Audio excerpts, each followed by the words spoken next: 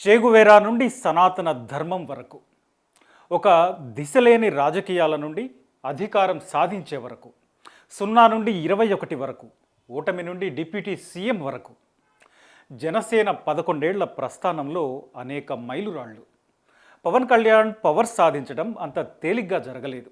2014లో party పెడితే 2024 వరకు fight చేయాల్సి వచ్చింది. ఫ్యాన్స్ ఉన్నారు కానీ ఓట్లు పడలేదు. సభలకు జనం విరగబడొచ్చారు కానీ గెలిపించలేదు. అసలు గెలుపు సాధ్యమా, రాజకీయాలు అవసరమా అనే కామెంట్లు, వీటన్నింటినీ దాటుకొని జనసేన గెలుపు తీరాన్ని చేరింది.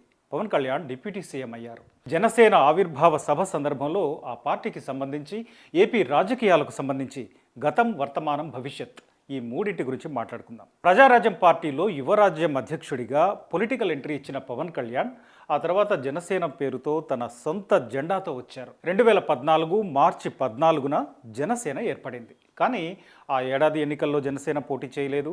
2019లో ఆ పార్టీ ఒక్క సీటు మాత్రమే గెలుచుకుంటే తాను పోటీ చేసిన 2 చోట్ల పవన్ కళ్యాణ్ ఓడిపోయారు. 2025 ఎన్నికల్లో 21కి 21 గెలిచి ఏపీ పాలిటిక్స్లో అత్యంత కీలక పాత్రలో నిలిచారు పవన్ కళ్యాణ్. అంటే 10 ఏళ్ల పాటు నిలకడగా ఉంటే తప్ప పవర్ రాలేదు. అయితే రాజకీయాల్లో పూలు పడతాయి, రాళ్ళు పడతాయి. పవన్ కళ్యాణ్ని నెత్తిన పెట్టుకునే ఫ్యాన్స్ ఉన్నారు. ఒక్క సైగ చేస్తే రోడ్లపైకి వచ్చే లక్షల మంది అభిమానులు ఉన్నారు. అదే సమయంలో విపక్షాల నుంచి అనేక రాళ్లు పడ్డాయి. పవన్ పెళ్లిళ్ల గురించి, వ్యక్తిగత జీవితం గురించి, ప్యాకేజ్ స్టార్ అని పొలిటికల్ డెసిషన్స్ పైన అనేక విమర్శలు వచ్చాయి.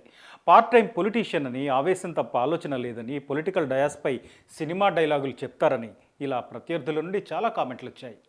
రీసెంట్గా ఆయన ఇంత సక్సెస్ సాధించిన తర్వాత కూడా, అంటే డిప్యూటీ సీఎం అయ్యాక కూడా, కార్పొరేటర్కి ఎక్కువ, ఎమ్మెల్యేకి తక్కువ అని కూడా అన్నారు. కానీ ఎవరెన్ని కామెంట్లు చేసినా ఒకటి మాత్రం నిజం: జనం పవన్ కళ్యాణ్ పక్కన నిలిచారు, ఓట్లేశారు, గెలిపించారు. ఇప్పుడు ఏపీలో కూటమి ప్రభుత్వం ఉంది అంటే దాని వెనుక పవన్ కళ్యాణ్ పట్టుదలే కారణం అనేది నిజం. ఇది ప్రస్తుత సీఎం చంద్రబాబు నాయుడు కూడా చెప్పే మాట.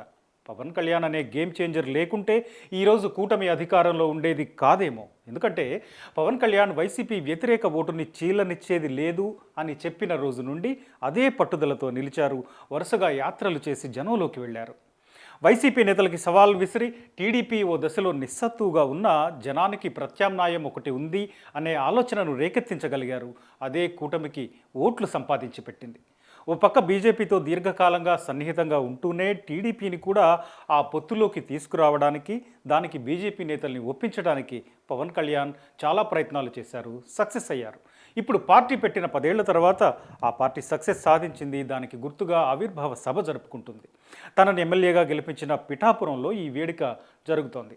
ఒక్కసారి మళ్ళీ గతాన్ని చూస్తే 2014లో టీడీపీ, బీజేపీ కూటమికి సపోర్టు చేసిన పవన్ కళ్యాణ్ ఆ తర్వాత ఆ 2 పార్టీలకు వ్యతిరేకంగా మాట్లాడిన సందర్భాలు చాలానే ఉన్నాయి. ముఖ్యంగా ప్రత్యేక హోదా గురించి ఈ 2 పార్టీలపై ఆయన చాలా విమర్శలు చేశారు. 2019లో బీఎస్పీ, వామపక్ష పార్టీలతో కలిసి పోటీ చేసి ఒక్క సీటు మాత్రమే గెలిచింది జనసేన. రాజోలు నుండి రాపాక వరప్రసాద్ ఒక్కరే గెలిచారు. ఆ ఎన్నికల్లో గాజువాక, భీమవరం ఈ 2 చోట్ల పోటీ చేసిన పవన్ కళ్యాణ్ ఓడిపోయారు. 2024లో పిఠాపురం షిఫ్ట్ అయ్యారు. 70,000 మెజారిటీతో గెలిచారు. పవన్ కళ్యాణ్ సినిమాల్లో పవర్ స్టార్, కానీ పొలిటికల్ పవర్ రావడానికి మాత్రం చాలా ప్రయత్నమే చేయాల్సి వచ్చింది. ఎందుకంటే ఆయన రెగ్యులర్ పొలిటీషియన్లలా కాకుండా దానికి చాలా భిన్నంగా వ్యవహరించారు. అనేక సందర్భాల్లో ఇది స్పష్టంగా కనిపిస్తుంది. కొన్నిసార్లు పవన్ కళ్యాణ్ చాలా నిబద్ధత కలిగిన నాయకుడిగా, మరికొన్ని సందర్భాల్లో నిలకడ లేని పొలిటీషియన్గా అనిపించేలా ఆయన వ్యవహార శైలి ఉంటుంది. బహుశా అదే ఆయన గెలుపుని ఆలస్యం చేసింది అనుకోవాలి. యాక్టర్గా అభిమానం సాధించడం వేరు, కానీ పొలిటీషియన్గా ఓట్లు సాధించాలంటే జనంలో నమ్మకం కలగాలి. ఎందుకు ఓటేయాలో, ఎందుకు గెలిపించాలో కన్విన్సింగ్గా చెప్పుకోగలగాలి. పవన్ కళ్యాణ్ అక్కడి వరకు రావడానికి కాస్త టైం పట్టింది.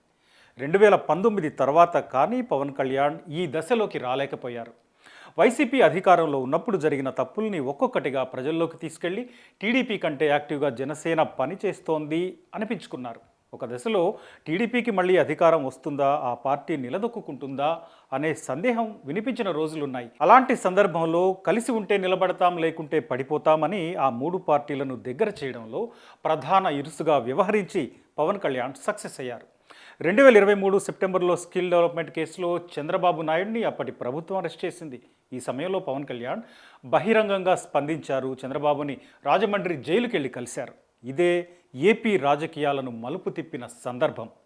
2024 ఎన్నికల్లో టీడీపీతో తాను కలిసి వెళ్తానని, వైసీపీని ఎదుర్కోవాలంటే తన ఒక్కడి బలం చాలదంటూ రాజమండ్రి జైలు ఎదురుగా జరిగిన మీడియా సమావేశంలో ప్రకటించారు.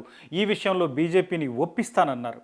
2024 ఎన్నికల్లో జనసేన, టీడీపీ, బీజేపీ ఈ మూడు కలిసి కూటమిగా ఏర్పడి వైసీపీని 11 సీట్లకు పరిమితం చేశాయి. పవన్ కళ్యాణ్ పిఠాపురం నుంచి పోటీ చేసి గెలిచారు. తొలిసారి అసెంబ్లీలో అడుగుపెట్టారు. కూటమి ప్రభుత్వంలో డిప్యూటీ సీఎం పదవితో పాటు పంచాయతీరాజ్, గ్రామీణాభివృద్ధి, అటవీ, పర్యావరణం, సైన్స్ అండ్ టెక్నాలజీ ఈ మంత్రిత్వ శాఖలు కూడా పవన్ కళ్యాణ్ చూస్తున్నారు. ఇది వర్తమానం. మరి ఫ్యూచర్ ఏంటి? పవన్ కళ్యాణ్ ఫ్యూచరే జనసేన ఫ్యూచర్. ఎందుకంటే ఒక నేత, ఒక వ్యక్తి కేంద్రంగా నడిచే రాజకీయ పార్టీలు ఆ నేత నిర్ణయాలపైనే బతుకుతాయి. ఇప్పుడు పవన్ కళ్యాణ్ డిప్యూటీ సీఎంగా తన ఐడెంటిటీ నిలబెట్టుకుంటున్నారు. నిజానికి డిప్యూటీ సీఎం పదవి రాజ్యాంగబద్ధమైంది కాదు. అందరు మంత్రుల్లాగే పవన్ కళ్యాణ్ కూడా క్యాబినెట్ ర్యాంక్ ఉన్న మంత్రి. అయినప్పటికీ డిప్యూటీ సీఎం అంటే డిప్యూటీ సీఎంఏ, ఆ స్థాయి గౌరవం ఇవ్వాల్సిందే. దానికి తగ్గట్టే పవన్ కళ్యాణ్ కూడా స్వతంత్రంగా వ్యవహరిస్తున్నారు, ప్రకటనలు చేస్తున్నారు. పలు సందర్భాల్లో సీఎం కంటే ఆయనే ఎక్కువగా హైలైట్ అవుతున్నారు.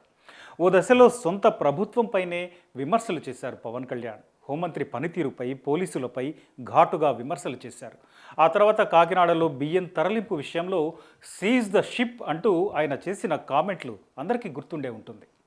ఆ తర్వాత తిరుపతి తొక్కిసలాటపై, దానికంటే ముందు లడ్డూ అంశంలో ఇవన్నీ పవన్ కళ్యాణ్ని చాలా హైలైట్ చేశాయి. తొక్కిసలాట సమయంలో ఆయన క్షమాపణలు చెప్పడమే కాదు, టీటీడీ పాలకవర్గంతో పాటు అధికారుల వరకు అందరూ క్షమాపణలు చెప్పేలా చేశారు. ఇక్కడే గతానికి ఇప్పటికీ ఒక స్పష్టమైన తేడా కనిపిస్తుంది. డిప్యూటీ సీఎంలు గతంలో ఉన్నారు, ఇప్పుడు పవన్ కళ్యాణ్ ఉన్నారు. జగన్ టైంలో 5 డిప్యూటీ సీఎంలు ఉన్నారు. కానీ ఏ ఒక్కరూ తాము ఇతర మంత్రుల కంటే ఎక్కువ అనుకోలేదు. సీఎం ఏ మాట చెప్తే దాన్నే అనుసరించారు, అదే చేశారు. పేరుకే డిప్యూటీ సీఎంలు తప్ప ఎలాంటి హడావిడి లేకుండా పనిచేశారు. కానీ ఇప్పుడు కనిపిస్తున్న సీన్ వేరు. పవన్ కళ్యాణ్ తనకు తానుగా నిర్ణయాలు తీసుకుంటున్నారు, సమీక్షలు చేస్తున్నారు, ప్రకటనలు చేస్తున్నారు. పవన్ కళ్యాణ్ దూసుకుపోతున్న తీరుకి జనంలో కూడా సానుకూల స్పందన వస్తోంది. మరోపక్క పవన్ కళ్యాణ్ సీఎం కావాలి అనేది జన సైనికుల్లో ఉన్న ఆలోచన. ఇందులో ఎలాంటి సందేహం లేదు. దీనికి సాధ్యాసాధ్యాలు ఏమిటి అనేది కాలం చెప్తోంది. గతంలో మీటింగుల్లో సీఎం సీఎం అనే నినాదాలు చేస్తే ఓట్లు వేయకుండా స్లోగన్స్ ఇవ్వడం వల్ల ప్రయోజనం ఏంటి అని పవన్ కళ్యాణ్ చిరాకు పడిన సందర్భాలు కూడా ఉన్నాయి. ఇప్పుడైతే ఆయన చంద్రబాబు నాయుడి అధికారాన్ని, నాయకత్వాన్ని పూర్తి స్థాయిలో అంగీకరించి ఆయన్ని గౌరవించి పనిచేస్తున్నారు. ఇందులో ఎలాంటి భిన్నవాదనకు తావులేదు. కానీ ఒకటి మాత్రం క్లియర్, రాబోయే 25 ఏళ్ల కాలంలో ఏపీ రాజకీయాల్లో పవన్ కళ్యాణ్ ఖచ్చితంగా ఒక డిసైడింగ్ పొజిషన్లో ఉంటారు. టీడీపీ నుంచి లోకేష్, జనసేన నుండి పవన్ కళ్యాణ్, వైసీపీ నుండి జగన్ ఈ ముగ్గురు కేంద్రంగా ఏపీ రాజకీయాలు కొన్ని దశాబ్దాల పాటు నడవబోతున్నాయి. ఇందులో జనసేన రోల్ ఎంత ఉంటుంది, ఎంత ఎదుగుతుంది, ఇది పవన్ కళ్యాణ్ వ్యూహాలపై, ఆయన తీసుకునే నిర్ణయాలపై, వాటికి జనంలో వచ్చే స్పందనపైన ఆధారపడి ఉంటుంది.